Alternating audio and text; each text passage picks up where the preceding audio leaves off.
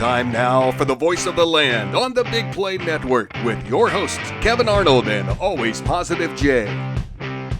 Cavs trailing 46-43. They were shooting 4 of 18 at one point tonight, 1 of 8 from 3, and it was 19% from the floor. I don't know. They haven't seemed to shoot well the last few road games, but at home they're shooting lights out. And you see that typical Cavalanche where they just put buckets in, bucket after bucket after bucket, and get these leads. I think it's crucial that they're playing good defense, hold the team under 50 at halftime, and you were trailing by 18 at one point in this game. You're down 3 at halftime. I think that's huge. Bree, what have you seen? What have you liked from this team? We were both watching the game and had to turn our sound down before the game started. What have you liked about this Cavs team to start the year? I still have it going on my phone. So if I keep glancing over, that's why. We tend to do the same thing. They're a fun team. I mean, what else can you say? The way Darius Garland and Donovan Mitchell have just molded into this two-headed monster that just moves the ball. Like, I love watching the ball movement on the Cavs because it's next level when those two are on their floor. And when you have a healthy Jared Allen and Evan Mobley, it's fun to watch. And you can tell that these guys just love playing basketball. They love just playing with each other. They've struggled on the away games. That's going to happen, especially having as young as a roster as we do. I feel like you should almost expect them to struggle a little bit during the away games, but they always seem to find a way to pick each other up. And like I said, it's just fun. It's fun basketball to watch. The big Donovan difference. Mitchell was the perfect addition to this team. Yes. Like I cannot think of another person that would have fit as nicely as he has. The big difference, I think, from like the LeBron era, when we were going on championship runs, but it was just so much drama all the time and cryptic tweets and stuff. Like this team is the complete opposite of that. They're like it's not cliquey like that team was. There's no cryptic tweets. They're all having fun, and like you said, they're just a blast to watch. And Donovan Mitchell has just gelled right in with these guys pretty much seamlessly.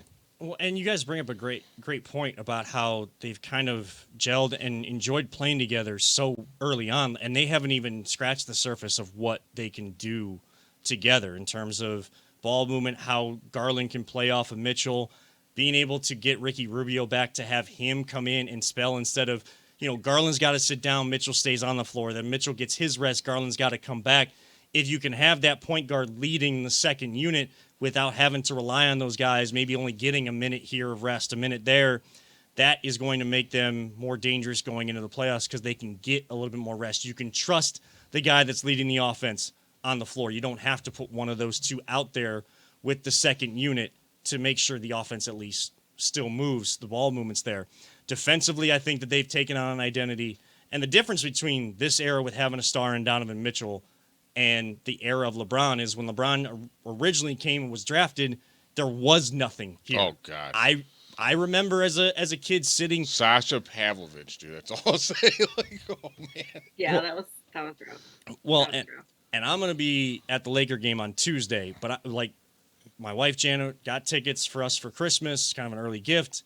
We're going to be sitting all the way at the top because it's going to be a full arena because basketball is fun. But I remember sitting in that arena when it was Gund Arena and it was blue seats, these light blue seats, not the maroon, not the wine-colored seats that they have now, still having to sit at the top because that's what we could afford.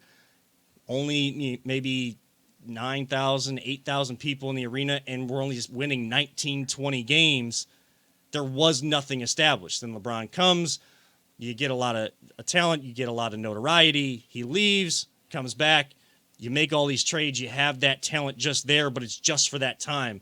The Cavs have done this right to build it up and then bring in a star that's willing to fit into what they're trying to do and what JB is trying to do.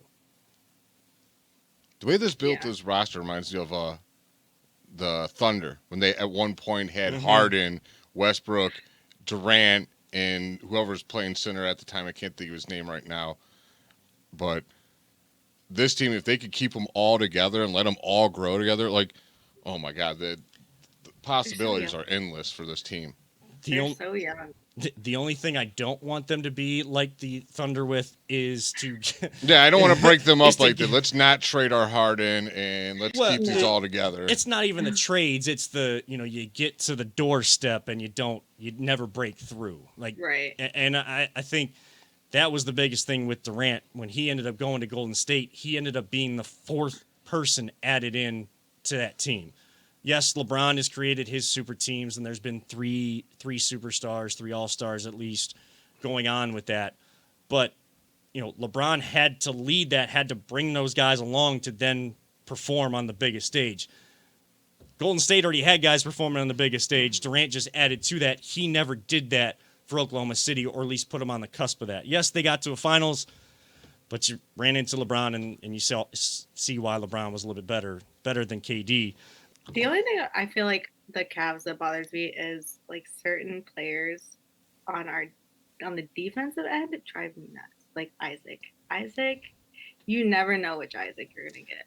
Oh, are we allowed to criticize Isaac on the defensive side? I always thought, like, everybody else, the way they talk about him, he's like the best defender they've ever seen in their entire lives. He has issues on that side. He can be. Yes, but that's the thing. He can be. He is either god awful, and I want to like shake him, or he's phenomenal. Like there's no in between, and I don't understand it. Like he's either great or he's having a terrible game on both sides of the court. Like there's no in between. Lamar Stevens can be like that too, but he's figured it out. But like Isaac, I'm just like I don't know what to expect out of him. You just don't know. I think we just want more from him consistently. Yeah. Even if we don't need a whole lot, just be a little bit more consistent. And we'd be happy with him. And with this team, he doesn't need to be dropping 25. No, he doesn't. A game. He doesn't need to have double-digit rebounds. Just do your job. Be consistent and knock down a corner 3 every now and again. Don't that'd be great. Make people come out and guard you. Then you can attack the basket. If you prove you can shoot the 3 in the corner, guys will come out. You can pump fake, go by him, and rock the rim with the athleticism that he has. He is so inconsistent. I think Lamar Stevens, while inconsistent, he is more the quintessential. He's figured it out. He's figured it out, and he's the definition of the dog mentality that this team has. Mm-hmm. And that's why the junkyard dog chain is there, because that dog mentality, just doing those little things. And he was so big to come into the starting lineup. Jay, you had a question for both of us, though. What do you want to look at with this Cavs team? See, with Evan Mobley, I think a lot of people put like crazy high expectations for him this year. They all wanted to come in and become Kevin Durant or Tim Duncan. And dude's, 21, 22 years old? Yeah. I think he's doing great. Where do you guys see him right now? Like, do you like where his development is at? And do you feel like people are putting a little too much on him right now by any chance? I think right now he's in a good spot. As he plays and the older he gets, he's gonna get better. He's gonna have a little bit more self-awareness, which I feel like he lacks every once in a while. Yeah. I think the biggest issue right now is our injuries. So he feels like I feel like he overthinks, because I feel like he thinks he needs to have a bigger role than he truly does. Yeah, and he's trying to play for 2 right now with Allen out, and that's a big piece missing. I don't think people realize how big they maybe undersell how big not having Allen out there right now. He's my favorite player on the team. I love Allen.